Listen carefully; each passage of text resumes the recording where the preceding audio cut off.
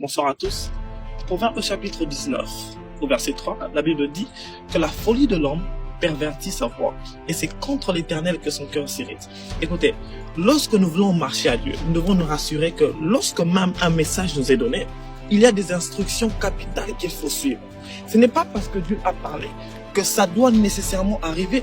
Si nous ne suivons pas les instructions, le message que Dieu nous a donné n'arrivera pas. Écoutez, Dieu peut me dire que je serai quelqu'un de grand demain, mais le fait que je prenne un couteau me tue, fera de sorte que je ne serai pas en train de vivre ce que Dieu a prévu pour moi.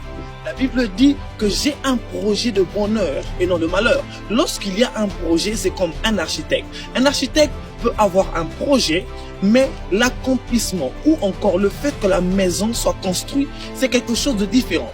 Voilà pourquoi beaucoup de personnes font des erreurs ou perdent leur vie à cause des choses qu'ils ont eu à faire. Et ils viennent vers Dieu pour mettre ça sur Dieu. Écoutez, si nous voulons faire de grandes choses avec Dieu, nous devons savoir une chose, qu'il y a des instructions capitales qu'il faut suivre. Et ces instructions, c'est la sagesse de Dieu qui se place dans la parole de Dieu. La parole de Dieu, c'est ça la vraie sagesse. Parce que sans la parole de Dieu, il est impossible que tu sois en train de suivre ce que Dieu veut que tu suives. Alors, pour que Dieu se manifeste dans ta vie, il ne faut pas seulement se capitaliser sur ce que Dieu a dit, mais aussi sur les instructions, comment est-ce que tu dois arriver dans cet endroit. Que Dieu nous bénisse.